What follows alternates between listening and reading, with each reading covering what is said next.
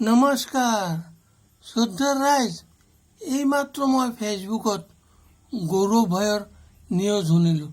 তেওঁ কৈ আছে, ৰাইজ আপোনালোকে একলগ হৈ আমাক ২৬ত সহায় কৰক, বাকী দিছপুৰত মই শৰ্মাৰ লগত যুঁজি থাকিম, এইটো জানিব।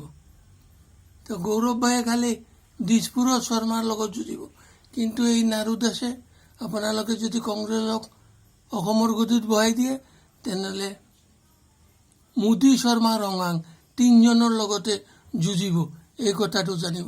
কিয়নো এই তিনিজনে কোনো অংক জ্ঞান নাজানে, ৰাইজক বচাবৰাৰ মৰ্ম শিকাব নোৱাৰে, তেওঁলোকে মানৱ ধৰ্ম পালন কৰিব নাজানে। এইকাৰণে আপোনালোকে খালি দিছপুৰত বহাই দিয়ক কংগ্ৰেছ চৰকাৰ। তাৰ পাছত তেওঁলোকে যে মাগনা 5 কিলো চাউল আৰু মাগনা টকা পইচা দি আছে, এই মাগনাই একো নাপাব, এইটো জানিব। কিন্তু তাৰ পৰা 3 গুণ বেছি পাব যোনে নেকি 70 চনলৈকে অসমত ভোট দি আহিছে, তাতকৈ 3 গুণ বেছি পাব। কৰ্ম নাৰুৱে কোৱা ধৰণে কৰিব লাগিব, চাহিদা খৰচ নাৰুৱে কোৱা ধৰণে কৰিব লাগিব। এই কথাটো সকলো অসমবাসীক জনাই দিব যে মাগনা একো নাপাব, কিন্তু তাতকৈ 4 গুণ বেছি পাব। কৰ্ম নাৰু দাসে কোৱা নিচিনা কৰিব লাগিব, চাহিদা খৰচ নাৰু দাসে কোৱা নিচিনা কৰিব লাগিব। বাকী আপোনালোকে কংগ্ৰেছৰ কাক ৰজা বনাই দিব, বাকী একো চিন্তা নকৰিব।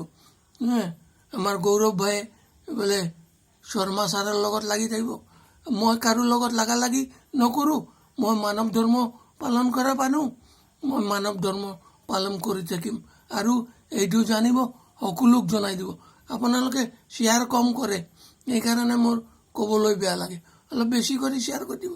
গোটেই অসমৰ 3 কোটি ৰাইজে যাতে জানে, কোনো জাতি ধৰ্ম নালাগে, চবে জানিব লাগে, চবে শুনিব লাগে কথাটো। 3 ডবল মই কৰাই দিম আপোনালোকৰ।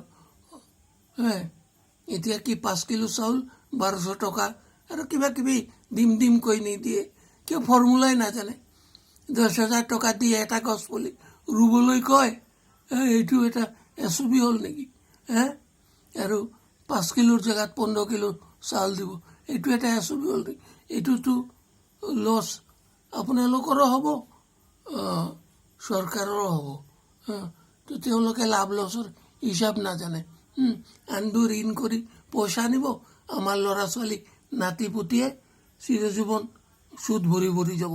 এইটো জানিব, সকলোক জনাই দিব। তাৰ কাৰণে সকলোৱে জাতি ধৰ্ম নিৰ্বিশেষে কংগ্ৰেছক গতিত বহাই দিব। নমস্কাৰ, কথাটো সকলোক জনাই দিব, বেছি কৰি শ্বেয়াৰ কৰি দিব।